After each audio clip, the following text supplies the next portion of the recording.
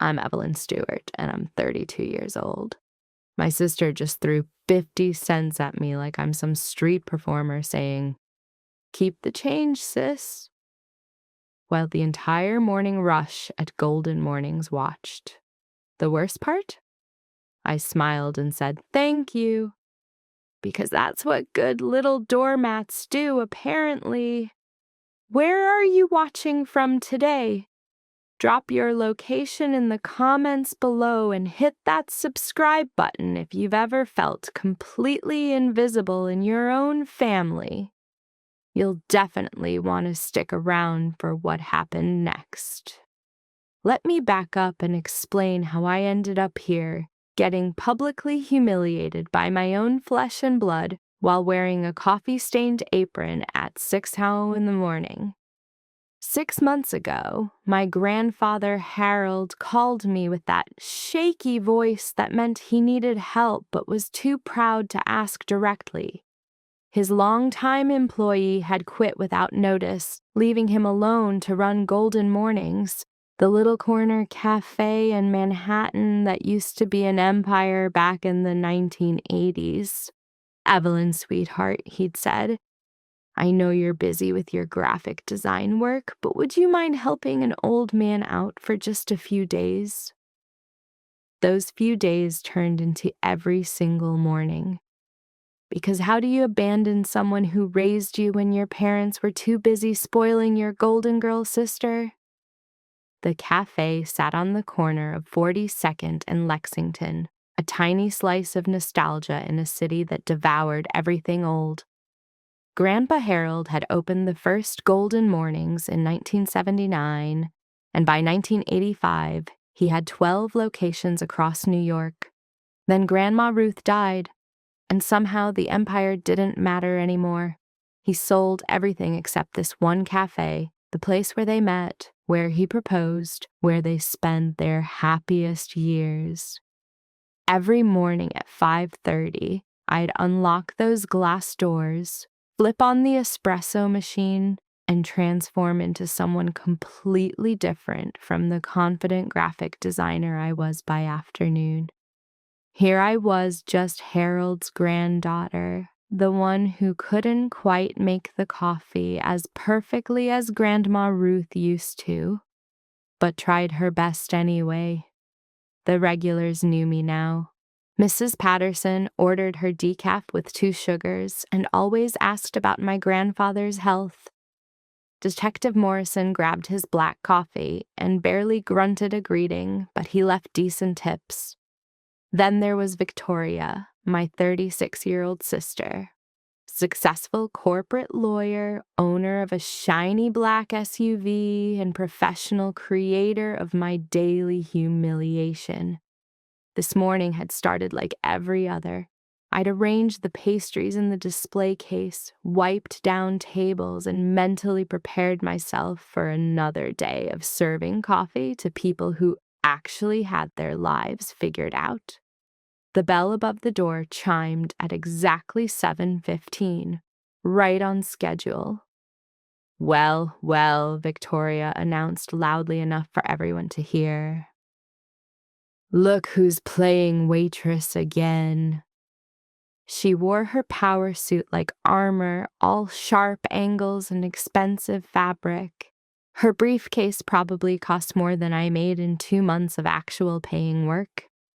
She approached the counter with that smirk I'd grown to hate, the one that said she knew exactly how to push my buttons and planned to do it for sport. "The usual?" I asked, already reaching for a medium coffee cup. "Actually," she said, pulling out her phone and making a show of checking her schedule. "Make it a large today.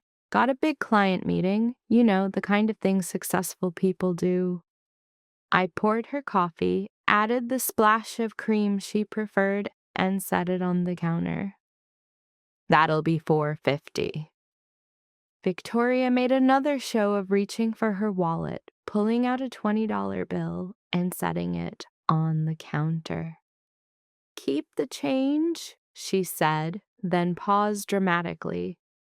"Oh, wait, that's too much for someone in your position." She switched the 20 for a 5, then apparently decided that was still too generous, and finally placed exact change plus 50 cents on the counter. "There we go, duh," she announced. "A tip that matches your skill level." The entire cafe went silent. Mrs. Patterson looked mortified. Detective Morrison actually looked up from his newspaper. Even the college kids cramming for exams stopped typing to witness this family drama unfold. And me? I smiled. I actually smiled and said, "Thank you, Victoria. Have a wonderful day." Because confronting her would mean admitting that her words could hurt me. Because making a scene would embarrass Grandpa Harold, who was already struggling with his health and didn't need family drama on top of everything else. Because I'd spent 32 years learning that keeping the peace was more important than standing up for myself. Victoria strutted out, probably feeling very satisfied with herself.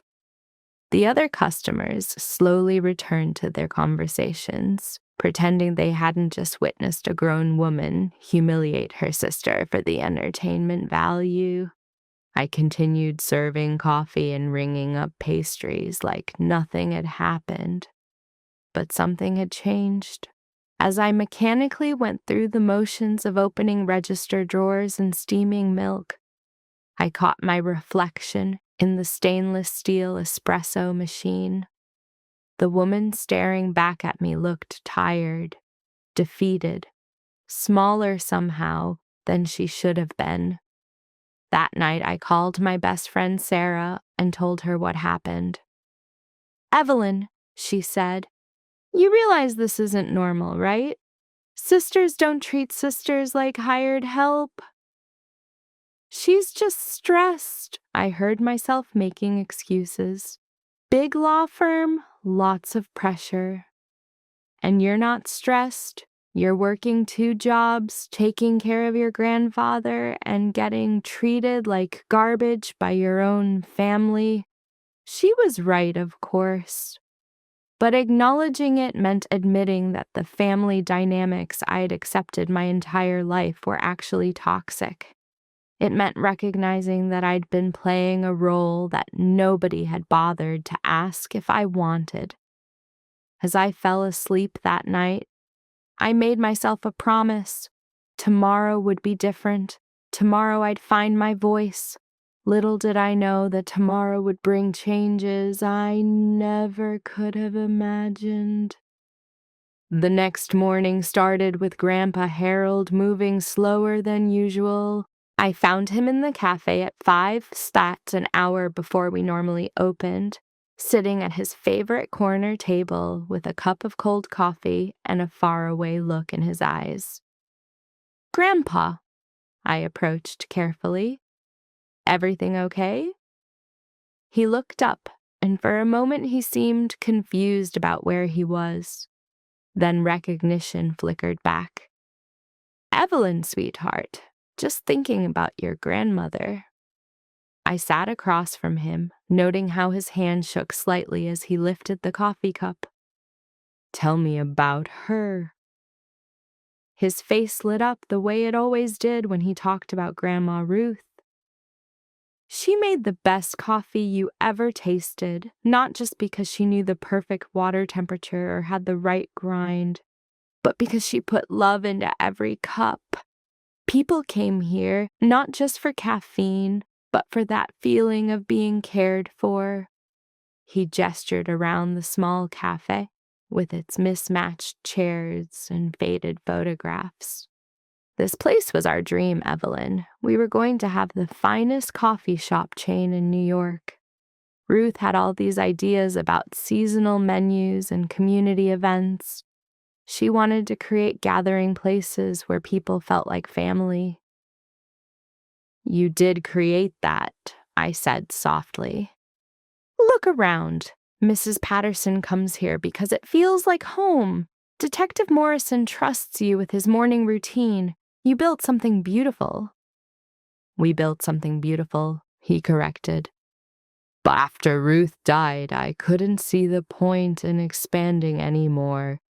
The other locations felt hollow without her there to bring them to life.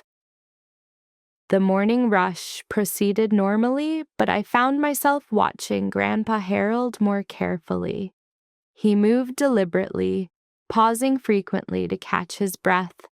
When he thought no one was looking, he pressed his hand to his chest and closed his eyes briefly. Growing up, Victoria had always been the smart one, while I was the creative one, which was code for Victoria would make money and I would make pretty things that didn't matter. Every family dinner became a showcase for Victoria's professional achievements, while my graphic design projects were dismissed as nice hobbies. I remember being 12 years old, showing my parents a drawing that had won first place in a citywide competition. Mom glanced at it and said, "That's nice, dear," before turning to Victoria to discuss her straight A report card for 20 minutes. Dad framed Victoria's honor roll certificates but put my artwork in a drawer. When Victoria graduated high school, they threw her a party with 50 guests and a catered dinner. When I graduated 2 years later, we went to a restaurant. Just the four of us. Victoria spent the entire meal talking about her upcoming law school orientation.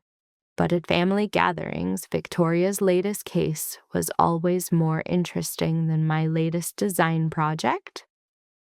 "Evelyn does logos," Mom would explain to relatives. In the same tone, someone might say, "Evelyn collects bottle caps." Meanwhile, Victoria's courtroom victories were recounted like epic sagas. "You know," Grandpa Harold said quietly as he wiped down the counter, "your sister stopped by yesterday afternoon." My hand stilled in the espresso machine. Victoria was here? Seemed very interested in the business, asked a lot of questions about profits, property values, that sort of thing. A cold feeling settled in my stomach. What kind of questions? Oh, lawyer things.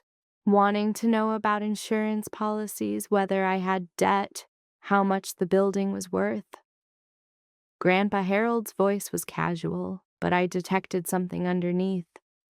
Said she was worried about my financial security and retirement.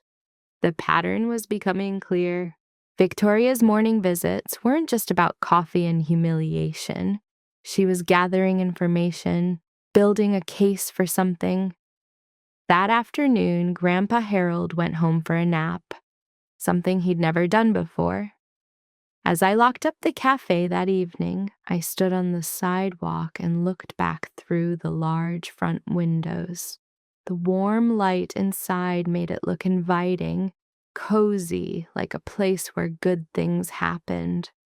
I had no way of knowing that within a week, everything would change forever. Tuesday morning, Grandpa Harold didn't show up at the cafe. By 6:30, I was genuinely worried. He'd never missed a morning without calling, and his phone went straight to voicemail. I used my key to check his apartment above the cafe, calling his name as I climbed the narrow stairs. I found him collapsed in his bedroom, conscious but unable to get up. His face was gray, and he was breathing in short, labored gasps. "Evelyn," he whispered. "I think I'm having a heart attack."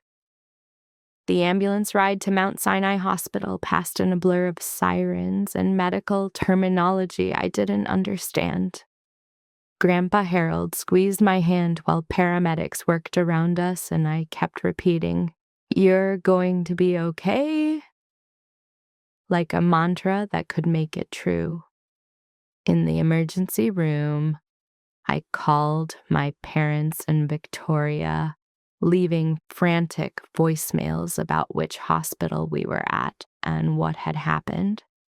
Then I sat in the uncomfortable waiting room chair, still wearing my coffee-stained apron, and tried not to think about how fragile he'd looked lying on that ambulance stretcher.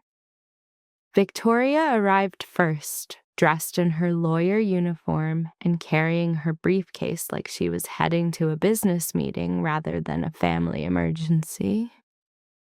"How is he?" she asked, settling into the chair beside me. "They're running tests. The doctor said it was definitely a heart attack, but they need to determine how much damage was done." Victoria nodded, pulling out her phone. "I should call his primary care physician, get his medical records transferred. Do you know if he has a living will?" The question struck me as oddly premature. "I don't think so. We've never discussed anything like that." "Well, we'll need to address that, along with power of attorney, medical directives, all the legal protections an elderly person should have in place."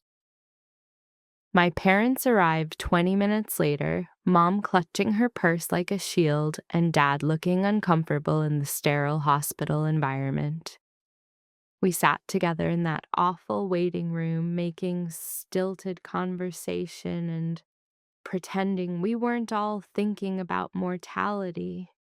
Dr. Rodriguez emerged after what felt like hours but was probably only 45 minutes. She was young, competent looking, with kind eyes that had probably delivered both good and bad news countless times.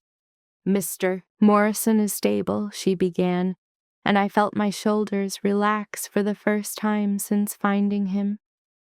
"He did suffer a moderate heart attack. We've got him on medication to improve blood flow and prevent further complications." "What's the prognosis?" Victoria asked, already in lawyer mode. "With proper care and lifestyle modifications, he should be able to live comfortably for years.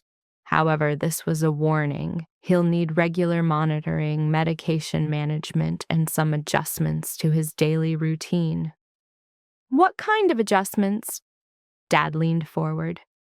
"Reduced stress, lighter physical activity, better dietary management, the kind of changes that often require family support or professional care assistance." I saw Victoria and my parents exchange meaningful looks. This was exactly the opening they'd been hoping for. When we were finally allowed to see him, Grandpa Harold looked smaller in the hospital bed, surrounded by machines and tubes. But his eyes were alert when he saw me, and he managed a weak smile. "Did you close the cafe properly?" he asked, and I almost started crying. "Don't worry about the cafe, Grandpa. I took care of everything." My parents made appropriate concerned noises, asking how he felt and assuring him they'd been worried. Victoria stood at the foot of the bed, studying Grandpa Harold with an expression I couldn't quite read. "Harold," Dad said carefully, "the doctor mentioned you'll need some lifestyle changes. We want to help however we can." "I appreciate that, David, but I'm tougher than I look." "Of course you are," Mom said soothingly. "But maybe this is a good time to think about making things easier on yourself.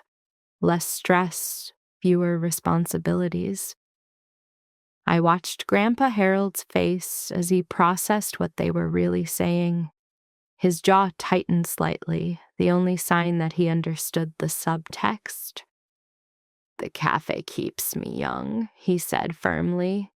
"Ruth and I built something special there. I'm not ready to give that up." "No one's asking you to give anything up," Victoria said smoothly. "We're just exploring options that might allow you to enjoy retirement without the daily pressures of running a business."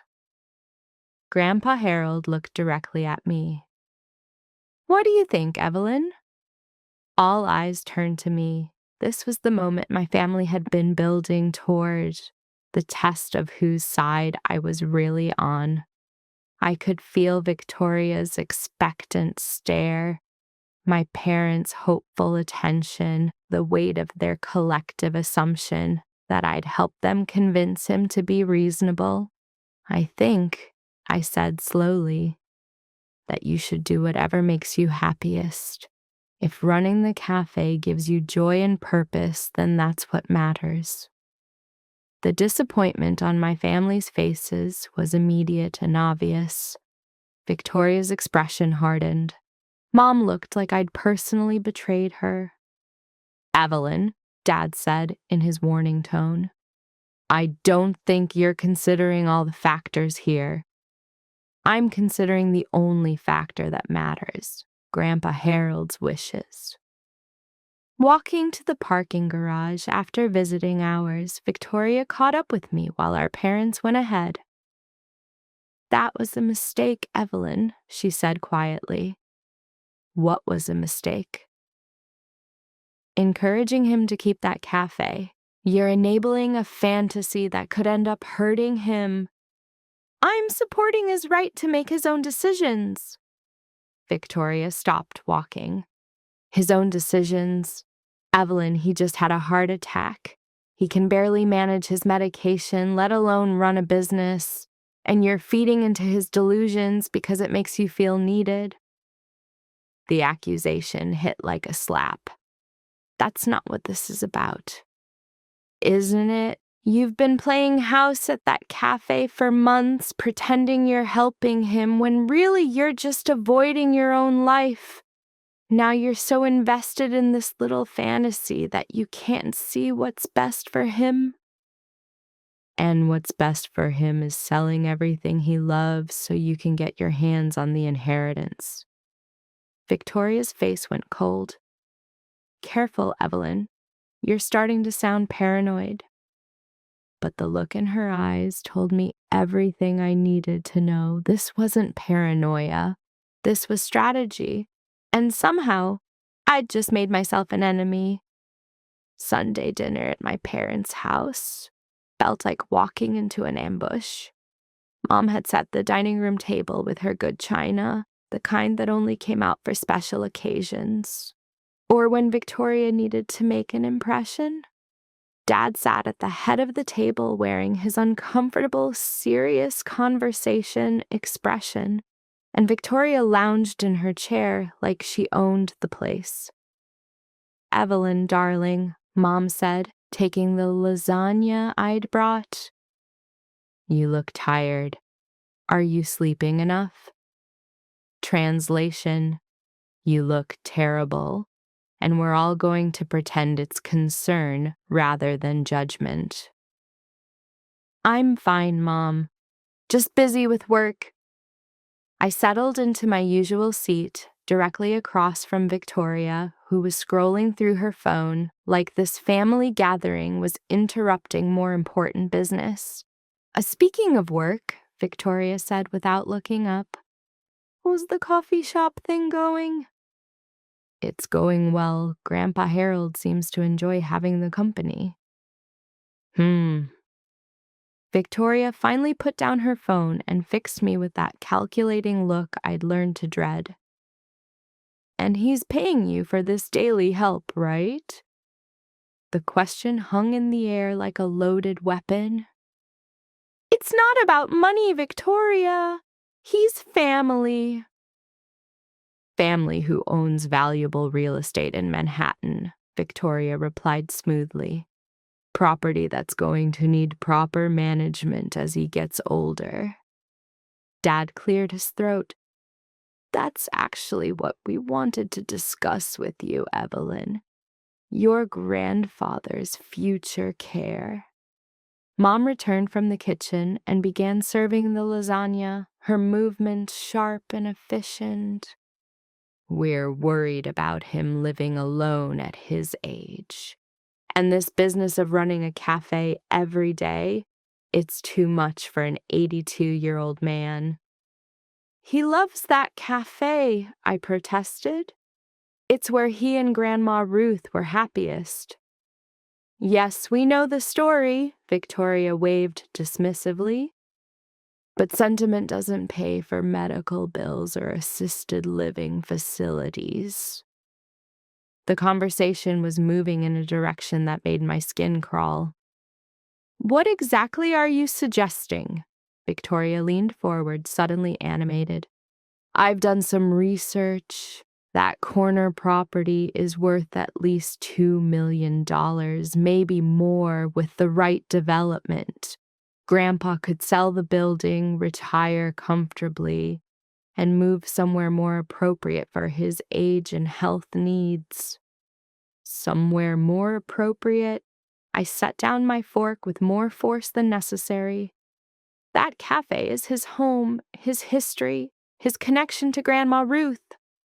Evelyn, Dad said in his patient, condescending tone, we understand you're attached to the romantic idea of it all, but we have to be practical. Harold isn't getting any younger, and the cafe isn't exactly profitable. How would you know whether it's profitable? I snapped. When's the last time any of you actually visited him there? The silence that followed was answer enough. That's not the point, Mom said defensively. The point is that your grandfather needs family looking out for his best interests. I am looking out for his best interests. I'm there every day. I see how much that place means to him. Victoria pulled out a folder I hadn't noticed before. Actually, I've been doing some research into his financial situation. Did you know he's been declining rental offers for years? The building could generate serious income if it was properly managed. She spread papers across the table like she was presenting evidence in court. Grandpa Harold is sitting on a gold mine and refusing to capitalize on it. Have you discussed any of this with him? Not directly, Dad admitted. We thought it would be better coming from you, since you spend so much time with him. The trap was becoming clear. They wanted me to be their messenger, to convince Grandpa Harold to give up everything he loved because it made financial sense to them. No, I said quietly. No what? Victoria asked. No, I won't help you manipulate him into selling his cafe. Victoria's expression hardened. Manipulate? Evelyn, we're talking about ensuring he has proper care as he ages. Would you rather he end up in some state-funded nursing home because he was too stubborn to make smart financial decisions? I'd rather he spend his remaining years surrounded by the things and places he loves, with family who respect his choices. The dinner continued with increasing tension. Victoria presented more financial projections, property assessments, and retirement community brochures. My parents nodded along, occasionally making supportive comments about difficult but necessary decisions. I picked up my lasagna and wondered when my family had become a panel of financial advisors plotting to dismantle an old man's happiness for profit. Every suggestion they made sounded reasonable on the surface, but underneath was the clear message that Grandpa Harold's emotional attachment to his cafe was an inconvenient obstacle to maximizing real estate value. Look at these facilities, Mom said, sliding glossy brochures across the table. 24-hour medical care, social activities, gourmet dining. Harold would be so much happier. I looked at the photos. Sterile hallways, forced smiles, people warehoused away from everything that made their lives meaningful. He'd be miserable, I said quietly. He'd be away from his cafe, his community, everything that gives his life purpose. Purpose, Victoria scoffed. Evelyn, he's 82 years old. His purpose at this point should be resting comfortably, not exhausting himself making coffee for strangers. They're not strangers. They're his friends. Mrs. Patterson has been coming to that cafe for 15 years. Detective Morrison trusted him with his morning routine for 3 years. These are relationships that matter. Dad sighed heavily. You're being emotional about this. We need to think practically. I am thinking practically, I shot back. Practically forcing an elderly man to give up everything he loves will break his heart. That heart attack he just had, the next one could kill him, and it'll be because his own family destroyed his will to live. The table went silent. I'd finally said what everyone was thinking, but nobody wanted to acknowledge. The bottom line, Victoria said as Mom served dessert, is that Grandpa needs family who will make tough decisions for him when he can't make them himself. He's perfectly capable of making his own decision, I protested. Is he, though? Victoria's voice took on that cross-examination tone she probably used in court. You said yourself he's been having health issues, memory problems, difficulty managing the business. I never said he had memory problems. You didn't have to. I can see the signs when I visit. The casual way she said it made my blood run cold. I stop by occasionally, just checking in. It's important to document these things properly. In that moment, I understood what was really happening. This wasn't about Grandpa Harold's welfare. This was about inheritance. This was about positioning themselves as the responsible family members who'd tried to help an elderly man make sound financial decisions. And somehow, I'd become the obstacle they needed to overcome.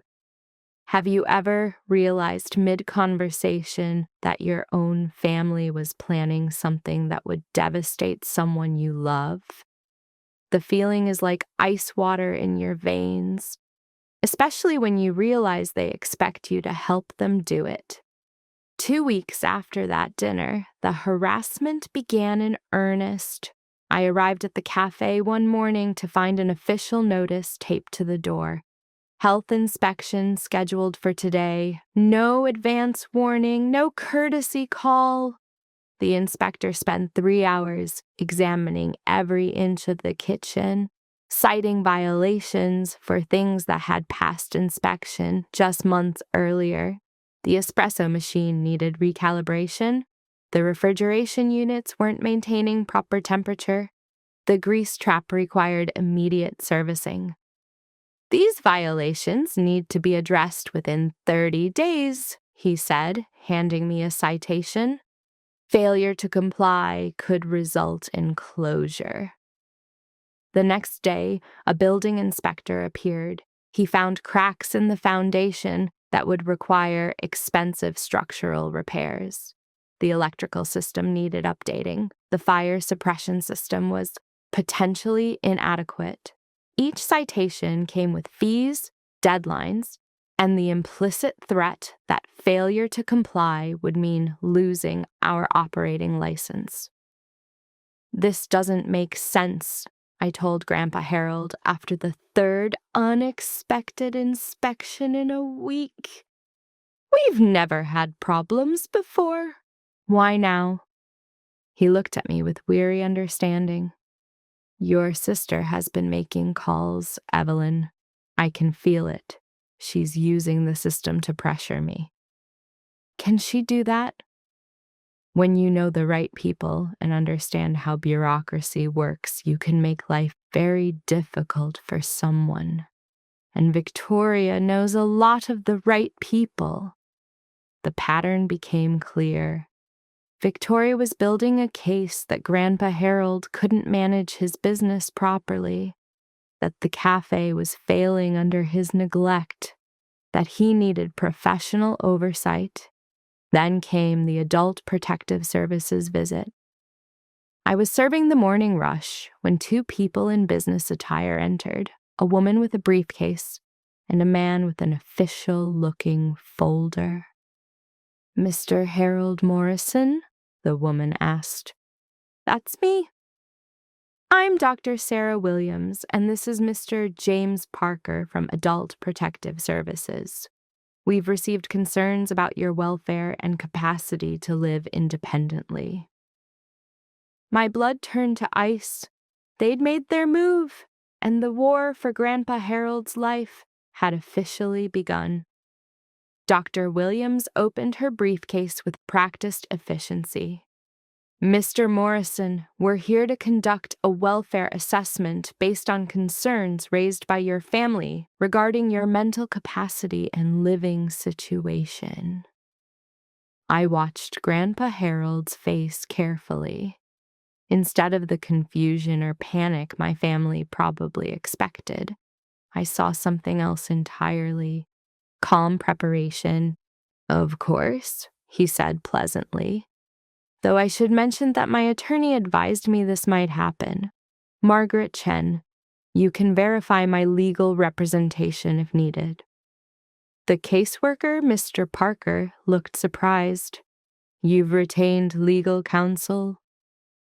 A man my age would be foolish not to protect his interests, don't you think?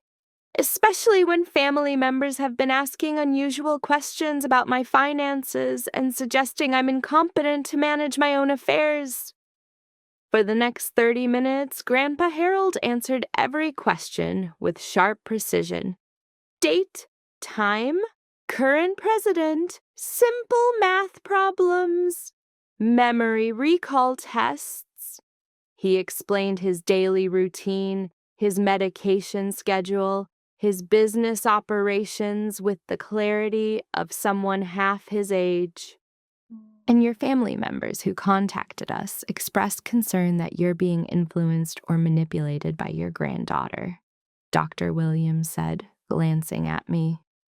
Grandpa Harold actually chuckled. Doctor, in 6 months of working here, Evelyn has never once asked me for money, suggested changes to my will, or pressured me to make any financial decisions. Can the same be said for the family members who initiated this assessment? After they left, promising to return with follow-up questions, Grandpa Harold and I sat in stunned silence. How did you know this was coming? I asked. Detective Morrison warned me. Apparently your sister has been asking questions around the neighborhood about my declining mental state, building a case. The next day, Victoria made her move directly. She arrived at the cafe with her briefcase full of documents, settling into a chair like she was conducting a business meeting. Harold, she said, I've been researching your options for financial management and estate planning. There are some concerning gaps in your current arrangements. What kind of gaps? Well, for instance, you don't have a power of attorney designated. If something happens to you medically, no one has legal authority to manage your affairs. I see. And you're volunteering for this responsibility? I think it makes sense for someone with legal expertise to handle these matters. I've drafted some documents that would give me limited power of attorney, just for financial and medical decisions if you become incapacitated. I watched this exchange with growing horror. Victoria was trying to get Grandpa Harold to sign away his autonomy voluntarily. That's very thoughtful, Grandpa Harold said mildly. But I should probably have my own attorney review any legal documents before signing them. Margaret Chen is very thorough about these things. Victoria's jaw tightened almost imperceptibly. Of course! Though I should mention that Margaret Chen isn't really an expert in elder law. You might want someone with more specialized experience. Funny thing about that, Grandpa Harold replied, still focused on the coffee machine. Margaret Chen has been practicing elder law for 15 years, won numerous cases protecting elderly clients from family exploitation. I did my research quite thoroughly. The temperature in the cafe seemed to drop 10 degrees. Victoria realized she'd underestimated her opponent. Harold, I hope you're not being influenced by people who might not have your best interests at heart. You mean, like family members who want me to sign legal documents giving them control over my assets? Grandpa Harold turned around and his expression was no longer mild. Victoria, I've known you since you were 5 years old. I watched you grow up, supported your education, celebrated your successes. But what you're trying to do now isn't love. It's greed. Victoria stood up, her face flushed. That's not fair. We're worried about you. No, you're worried about inheritance. There's a difference. Fine, Victoria snapped, her mask finally slipping. But you should know that if you continue down this path, if you keep listening to people who are obviously manipulating you, this family will do whatever it takes to protect you from your own poor judgment. Is that a threat? It's a promise. She gathered her documents and left without another word. The bell chimed behind her with unusual violence. Well, Grandpa Harold said, returning to his coffee preparation, now we know where we stand. That evening, his attorney, Margaret Chen, called with an update. I've received notice that your family has petitioned for a competency hearing. They're claiming you're being financially exploited and need a court-appointed guardian. My stomach dropped. When? 2 weeks. But Evelyn, I need you to understand something. This kind of legal action often succeeds even when the elderly person is completely competent. Judges err on the side of caution when family members express concern. What does that mean? It means we need to be prepared for the possibility that your grandfather could lose legal control over his own life. The competency hearing was scheduled for a Tuesday morning in family court, in a sterile room that smelled of industrial cleaner and broken dreams. Grandpa Harold sat beside Margaret Chen at the defendant's table. And yes, that's what it felt like. A trial where loving your granddaughter and wanting to control your own life had become crimes. Across the aisle, Victoria sat with her hired attorney, a sharp-looking woman named Patricia Hawthorne who specialized in elder law. Behind them, my parents looked uncomfortable, but determined, like people who'd convinced themselves they were doing the right thing, even as it felt completely wrong. Judge Morrison, no relation to Detective Morrison, unfortunately, was a tired-looking man in his 60s who'd probably seen every variation of family greed disguised as concern. This is a petition for guardianship of Harold Morrison, he began, filed by family members expressing concern for his mental capacity and susceptibility to financial exploitation. Ms. Hawthorne stood first. Your Honor, the petitioners love Mr. Morrison dearly, but they've observed concerning changes in his behavior and judgment. He's been manipulated into making decisions that are not in his best interests, including refusing profitable business opportunities and allowing an untrained individual to manage his financial affairs. She presented their case methodically. Grandpa Harold's recent heart attack proved his declining health. His refusal to consider assisted living showed poor judgment. His reliance on me for business operations demonstrated diminished capacity. She even had a psychological evaluation from a doctor who'd interviewed him for 30 minutes and concluded he showed signs of mild cognitive impairment. Furthermore, Ms. Hawthorne continued, Mr. Morrison has recently made significant changes to his estate planning, changes that inexplicably benefit one granddaughter while excluding other family members who've expressed legitimate concerns about his welfare. When it was Margaret Chen's turn, she stood with the confidence of someone who'd fought this battle many times. Your Honor, this is exactly the kind of case that elder law exists to prevent. Adult children who want control over an elderly parent's assets have convinced themselves that love justifies legal manipulation. She called Detective Morrison as our first witness. He testified about his daily interactions with Grandpa Harold, his observations of the family dynamics, and his professional assessment of who was really trying to exploit whom. In my experience, Detective Morrison said, people who are genuinely concerned about an elderly person's welfare don't start by trying to gain legal control over their assets.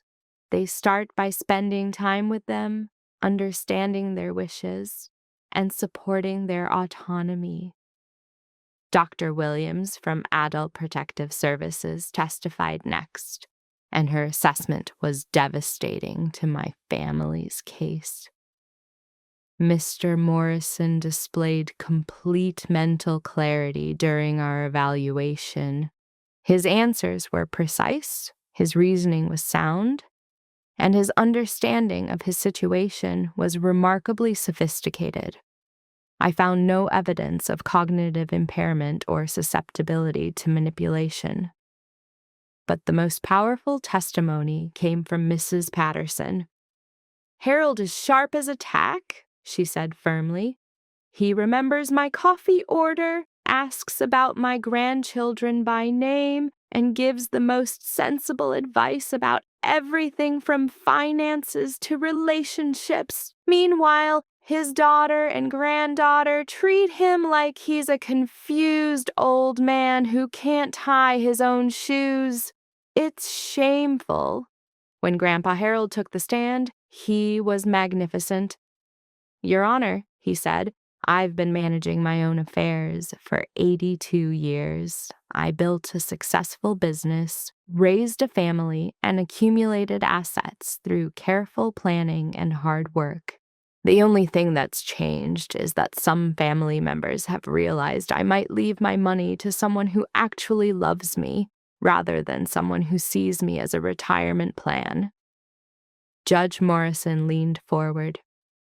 Mr. Morrison, can you explain your reasoning behind your recent estate planning decisions? Certainly. My granddaughter Evelyn has spent 6 months caring for me and my business without asking for anything in return. She's shown up every morning, helped with tasks I can no longer manage easily, and treated my life's work with respect and love. Meanwhile, other family members have spent the same 6 months trying to convince me I'm incompetent so they can sell my café and put me in a nursing home. He gestured toward Victoria and my parents. They call it love, but love doesn't involve deceiving social services or hiring attorneys to strip away my legal rights. Love respects the person's wishes, even when those wishes are financially inconvenient. Mr. Morrison, Judge Morrison said carefully, this court needs to understand your mental state. Can you walk me through your current financial situation? Grandpa Harold sat up straighter. Certainly, Your Honor. I currently maintain 3 investment accounts with Vanguard, totaling approximately $5.8 million. My property at 42nd and Lexington is valued at $2.2 million with no mortgage. I have an additional property at Lake George, worth approximately $1.5 million. My monthly expenses run about $4,000, while my investment income generates approximately $15,000 per month. I am entirely self-sufficient and require no financial assistance from anyone. The courtroom went silent. Even Victoria looked shocked. They'd had no idea about the true extent of his wealth. I also maintain detailed records of every financial transaction, attend all my medical appointments without assistance, and manage my own medication schedule. The only thing I cannot do alone anymore is lift heavy equipment at the café, which is why Evelyn helps with physical tasks. But my mind is as sharp as it was 20 years ago. Ms. Hawthorne tried to shake his testimony during cross-examination, but Grandpa Harold was unflappable. He answered every question clearly, demonstrated perfect recall of financial details, and calmly explained his reasoning for every decision they questioned. "Mr. Morrison," she said finally, "don't you think it's concerning that you're leaving the majority of your estate to someone who works for you every day? Doesn't that relationship create a conflict of interest?" "Ms. Hawthorne," Grandpa Harold replied, "Evelyn doesn't work for me. She works with me by choice, without compensation, because she loves what we've built together. If that creates a conflict of interest, then every parent who leaves money to a caring child is engaging in financial impropriety." The judge called a recess, and we waited in the hallway while he deliberated. Victoria paced near the windows, occasionally conferring with her attorney in heated whispers. My parents sat stiffly on a bench, looking like they were beginning to realize they'd made a terrible mistake. When we returned to the courtroom, Judge Morrison's expression was stern. "After reviewing all testimony and evidence, this court finds no basis for the appointment of a guardian for Harold Morrison. Mr. Morrison demonstrated complete mental competency and sound reasoning for his decisions. This petition appears to be motivated more by family members' financial expectations than by genuine concern for Mr. Morrison's welfare." The relief was overwhelming. Grandpa Harold squeezed my hand, and I saw tears in his eyes. "Furthermore," Judge Morrison continued, "this court is concerned by the apparent coordination between family members to present Mr. Morrison as incompetent when evidence suggests the opposite. Such actions can constitute elder abuse under state law." Victoria went pale. My parents looked sick. "Mr. Morrison, you are free to continue managing your own affairs without interference. This court will note in its records that any future petitions regarding your competency should be viewed with extreme skepticism." Walking out of that courthouse felt like victory, but it was a hollow kind of triumph. We'd won the legal battle, but the war had cost us our family. In the parking lot, my parents approached hesitantly. "Harold," Dad said, "we never meant for things to go this far." "But they did go this far, David. You tried to have me declared incompetent because you didn't like my decisions about my own life." Mom was crying. "We were worried about you." "No, you were worried about inheritance. There's a difference." Victoria stood apart from her parents, her face a mask of cold fury. She'd lost more than a legal case. She'd lost her expected future financial security. "This isn't over," she said quietly as she passed us. "Yes, it is," Grandpa Harold replied. "For you, it's completely over." 3 weeks after the court hearing, Grandpa Harold didn't wake up. I found him peaceful in his bed. his medication bottles neatly arranged on the nightstand, a letter with my name on it placed prominently on his dresser. The doctor said his heart simply gave out during sleep, the kindest possible ending for someone who'd fought so hard to live on his own terms. But kindness and grief don't cancel each other out. His letter was brief but clear. Evelyn, by the time you read this, the second phase of this battle will be beginning. My will is ironclad, but that won't stop them from trying. Use the resources I've left you to fight them properly. The cafe is yours, but more importantly, the freedom to choose your own life is yours. Don't let anyone take that away from you. Love, Grandpa Harold. The will reading was scheduled for the following week. Margaret Chen had insisted on conducting it in her office rather than somewhere my family might feel more comfortable mounting challenges. When Tuesday arrived, we gathered in her conference room like opposing armies preparing for battle. Margaret Chen opened the proceedings with professional formality. We're here for the reading of Harold Morrison's last will and testament, properly witnessed and notarized. She began with the smaller bequests, $10,000 each to Mrs. Patterson and Detective Morrison for their friendship and loyalty, $50,000 each to my parents in recognition of their role in raising Evelyn to be the kind of person who deserves this inheritance. Then came Victoria's bequest. To my granddaughter, Victoria Morrison, I leave the sum of $1 and this message. You had every opportunity to earn my respect and my trust. Instead, you chose greed over love, manipulation over honesty. I hope someday you understand the difference. Victoria's face turned red, then white, then red again. This is insane. He was clearly not competent when he wrote this. Ms.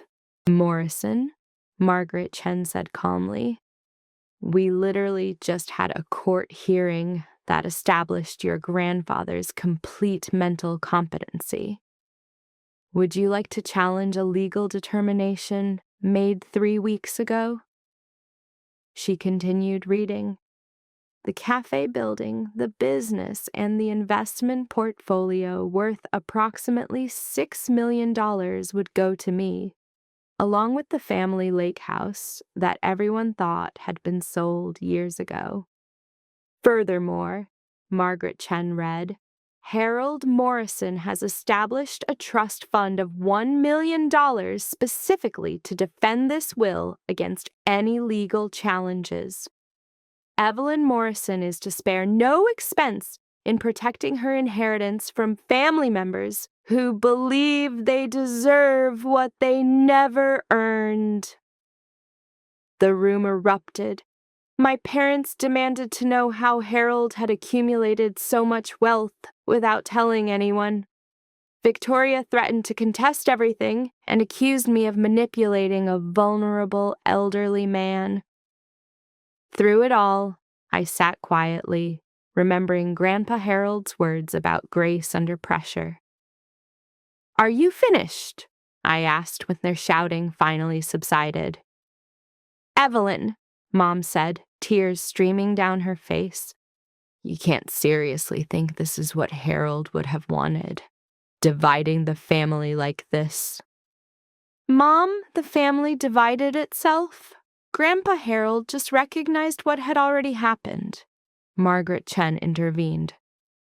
Ms. Victoria Morrison, I should inform you that contesting this will would be expensive and time-consuming with very little chance of success. Your grandfather anticipated this possibility and prepared accordingly. She handed Victoria a thick folder. These are depositions from 12 witnesses who interacted with your grandfather regularly. bank records showing he managed his own finances competently, medical records confirming his mental clarity, and recordings of conversations where you and your parents discussed strategies for convincing him to sell his property. Victoria's face went ash gray. Recordings? Your grandfather was more tech-savvy than you realized. He installed a security system in the cafe after you started visiting regularly.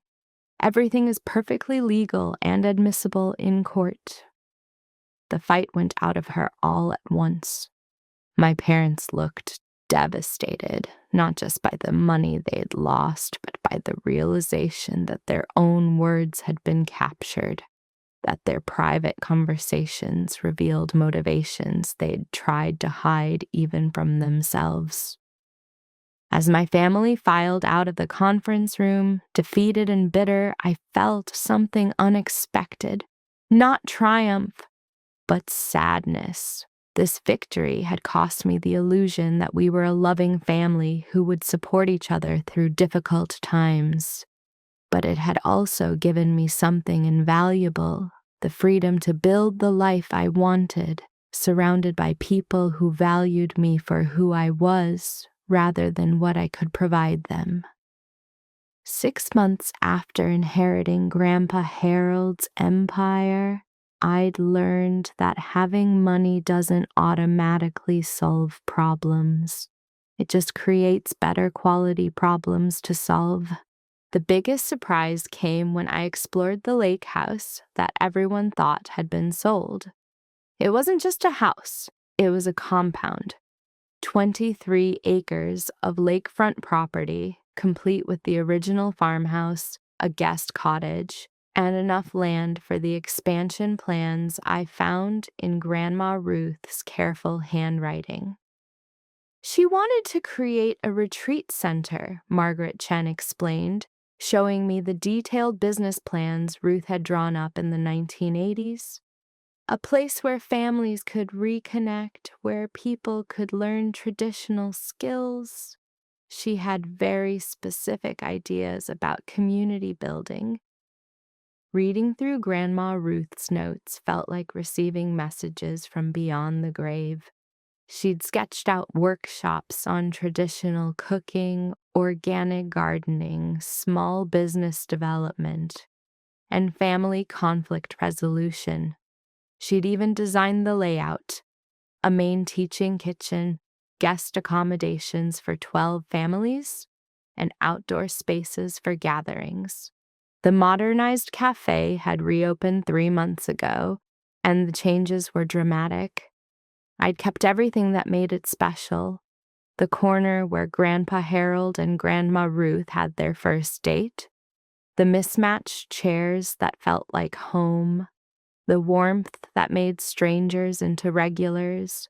But I'd also added professional-grade equipment, expanded the menu to include Ruth's original recipes, and created an atmosphere that felt both nostalgic and fresh. The Instagram account I'd started as an experiment now had 40,000 followers who came for the coffee but stayed for the stories. I shared Grandpa Harold's wisdom, Ruth's recipes, and the daily adventures of rebuilding something beautiful. The response was overwhelming. People wanted what we were offering, that sense of belonging in an increasingly disconnected world. I'd hired Sarah as my assistant manager. She understood that this wasn't just a job, but a mission to create genuine community. Together, we trained staff to remember regular customers' names, to ask about their families, to make every interaction feel personal and meaningful. But the most satisfying change was the most subtle one. Instead of hiding behind the counter, feeling ashamed of my work, I moved through the cafe with confidence. I knew every customer's name, their favorite orders, their family situations. I'd become the heart of the community Grandpa Harold had always envisioned. The harassment from Caldwell Development had been intense but brief. James Caldwell had tried to pressure me into selling, using the same bureaucratic tactics Victoria had attempted. Building inspections, permit delays, zoning challenges. His initial offer had been $15 million for all 3 locations. When I refused, he'd increased it to $24 million within seconds, revealing just how desperately he needed my properties for his development plans. "Everyone has a price, Ms. Morrison," he'd said during our final meeting, his voice smooth with the confidence of someone who'd never been told no. "You're right," I'd replied, "but mine isn't money. My price is preserving something that matters more than profit, and that's not for sale at any amount." The retaliation had been swift. Suddenly, every permit application faced delays. Health inspectors appeared weekly with new violations. The fire marshal found issues with our suppression system that had passed inspection just months before. It was Victoria's playbook all over again, but with corporate resources behind it. But this time I wasn't alone. Detective Morrison helped document the pattern of harassment, noting dates, times, and the suspicious coincidence of every violation appearing just after I'd rejected Caldwell's offers. Mrs. Patterson introduced me to local politicians who were tired of developers bulldozing neighborhood character. The Golden Mornings community rallied with grassroots support that money couldn't buy. The turning point came when a local television reporter picked up the story. "Family business versus big development. David and Goliath in Manhattan" made for compelling viewing, especially when they interviewed longtime neighborhood residents who'd been displaced by similar projects. "What makes Golden Morning special isn't just the coffee," Mrs. Patterson told the camera, her voice steady and fierce. "Shoo, it's that Evelyn Morrison treats every customer like family. That's something you can't replicate in a glass tower full of luxury condos." The segment went viral. Save Golden Mornings started trending on social media. Food bloggers and neighborhood advocates shared stories about the importance of locally owned businesses in maintaining community character. The public relations nightmare forced Caldwell to back down, his reputation damaged beyond repair. 1 year after Grandpa Harold's death, something unexpected happened. Victoria appeared at the cafe, looking thinner and considerably humbler than I'd seen her in years. "Evelyn," she said, approaching the counter hesitantly, "can we talk?" We sat in the corner booth where Grandpa Harold and I used to share our evening conversations. "I made mistakes," she said without preamble. "Big ones, and I've had a year to think about them." "Go on." "The law firm let me go. Apparently trying to manipulate elderly relatives doesn't reflect well on professional ethics. My husband left me too. Said he couldn't respect someone who'd stooped to trying to steal from her own grandfather." Victoria ran her hands through her hair. "What do you want from me, Victoria?" "I don't know. Forgiveness, maybe. A chance to be part of your life again. I know I don't deserve it, but I miss you. I miss having a sister." I studied my sister's face, looking for signs of manipulation, but all I saw was exhaustion and genuine regret.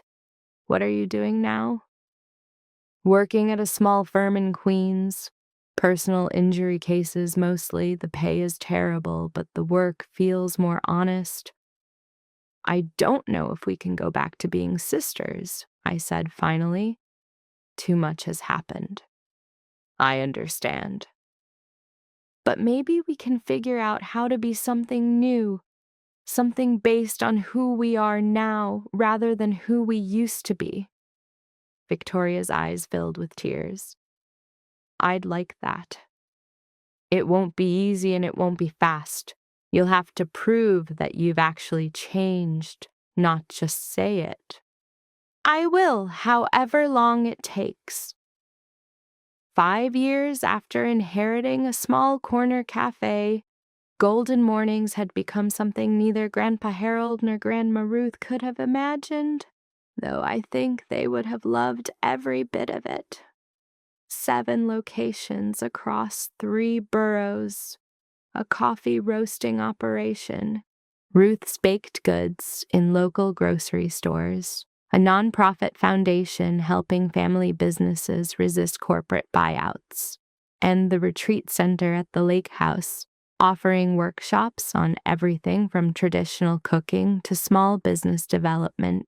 The 5th anniversary memorial service drew hundreds of people, regular customers, neighborhood advocates, food bloggers, city officials who'd come to pay their respects to a man they'd never met, but whose impact they'd witnessed. The most unexpected speaker was James Caldwell, the developer who'd tried to destroy us. 5 years ago, I tried to destroy everything Harold Morrison built because I couldn't understand its value, he told the crowd. My daughter made me read every article about Golden Mornings. She said she was ashamed to have a father who tried to tear down something beautiful just to make money. She was right. Victoria had changed too. She'd remarried a teacher who valued kindness over status. They'd named their daughter Ruth, honoring our great-grandmother. She contributed to the Harold Morrison Foundation and was slowly rebuilding our relationship. That evening, after the last customer had left, I sat alone in the original Golden Mornings with a cup of coffee brewed exactly the way Grandpa Harold had taught me. My phone buzzed with a message from a customer I barely knew. Thank you for showing me what community looks like. I moved to New York feeling completely alone, but Golden Mornings taught me that family isn't just who you're born to. It's who shows up for you when you need them. That was Grandpa Harold's real legacy, I realized. Not the money or the property or the business success, but the understanding that we're all responsible for taking care of each other. I opened Instagram and typed, "Today we honored Harold Morrison, but every day we honor his memory by treating each other with dignity, by creating spaces where everyone belongs, and by proving that the most important things in life really aren't for sale." Outside, New York City hummed with its restless energy. Inside Golden Mornings, all was peaceful. Tomorrow would bring new customers, new challenges, new opportunities to prove that kindness and community could thrive even in the most competitive places. But tonight I was exactly where I belonged, surrounded by the legacy of love that Harold and Ruth Morrison had built and that I'd been privileged to carry forward. If this story resonated with you, make sure to like and subscribe for more tales of family, forgiveness, and finding your own path. And remember, the most valuable inheritance isn't money. It's the wisdom to choose love over fear every single day.